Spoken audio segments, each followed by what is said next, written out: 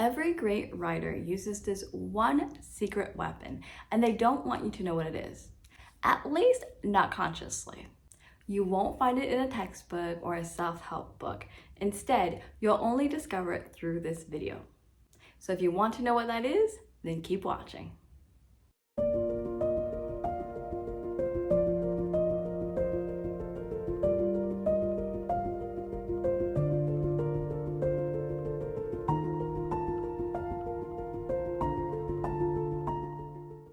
Hello lovelies, welcome to our Writer's Corner with me, Lisa Shimkus.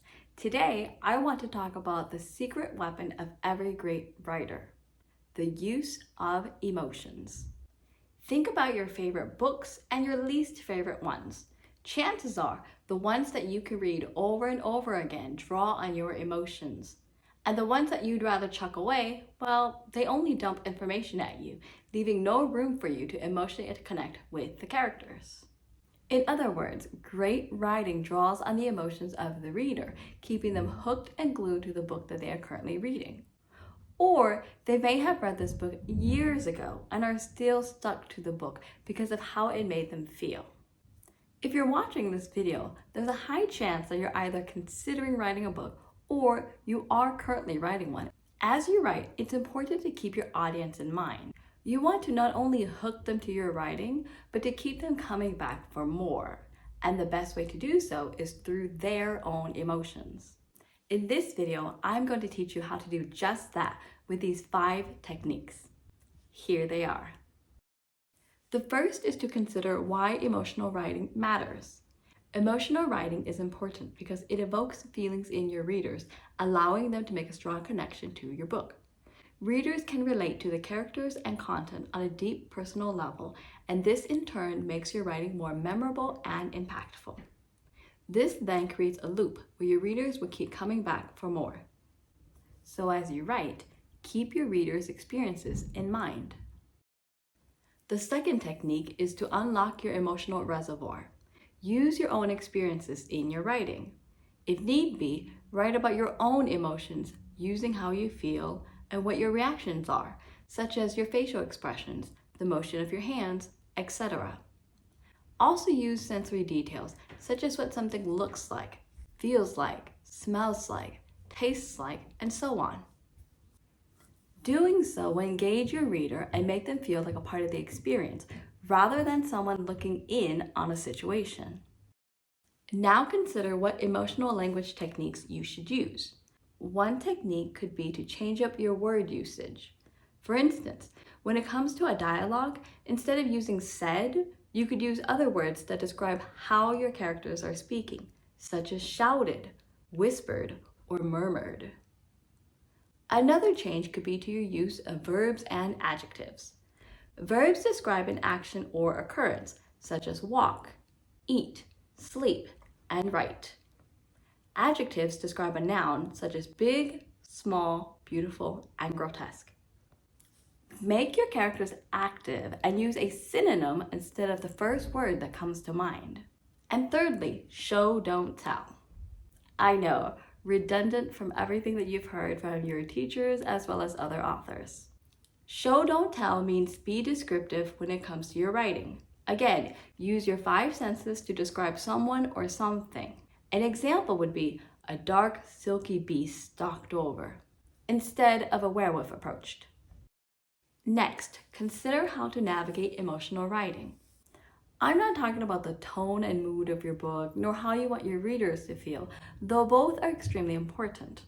In this case, I'm talking about the things to avoid when you're using emotional writing. Firstly, be objective as you write. Don't be biased and force your reader to feel a certain way. Let your reader decide for themselves based on the information that you supply through your writing. Think of it as every bad guy is actually a good guy in their own eyes. So if you're writing from the antagonist's point of view, create a sense where the reader wants to root for them through understanding them. Because honestly, you'd be giving away important information if you just gave this to your reader and told them to hate this person. They would just skim your book to the end and go, I saw the ending coming, 2 stars for effort. Secondly, as you write, consider your audience's perspective. You may know your story and characters like the back of your head, but your readers don't. So make your writing as inviting as possible by providing details. How much, you might ask? Well, enough to get your point across. But you don't have to go as detailed as Stephen King. Instead, pick up your favorite book and read a chapter or two and see how the author uses detail to reinforce emotions in either you or the overall feel of the book. Thirdly, as you write, be authentic and genuine. This means be yourself as you write. Sure, you may need to read and conduct research, and in the process, you may find yourself sounding like these authors. But be sure to give your writing its own voice, your voice. And the only way to do so, to find your true and authentic voice, is to keep writing. The last technique to reinforce powerful emotional writing is to put it all into action. This is where you stop watching other videos and podcasts, stop reading, and start applying what you have learned to your own writing. If you're wondering how exactly to do so, here are 3 ways. Write from your own experiences. Instead of making something up or conducting way too much time into researching something, write about what you know. I know I've said this already, but I'm going to say it again. Write from your own experiences. This is because it'll make your writing more real and relatable to your readers. Write about relatable struggles and triumphs. Why? Because every great book is about the ups and downs of the main character and how they overcome their trials to become the best version of themselves. This is called the hero's journey. Incorporate storytelling techniques to captivate your readers. In simple terms, decide how you want your story to come across. There's the hero's journey as mentioned before, and others can be using multiple points of views, flashbacks, focusing on the main conflict, building suspense to the plot, dialogue, and so forth. And there you have it, the secret weapon of every great writer, the use of emotional writing. If you found all this information to be helpful, but also daunting and overwhelming, then that's great because it means you're learning something new and you may need to rewatch this video and take notes.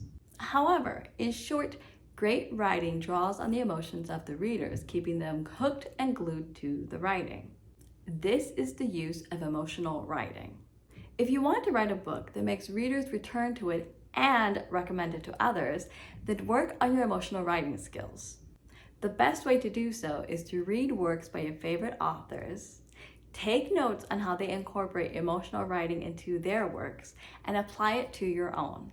So what are you waiting for? Turn off your screen, or at least open up a Google Docs or Microsoft Docs and start writing. Have fun, and I'll see you in another video. Bye!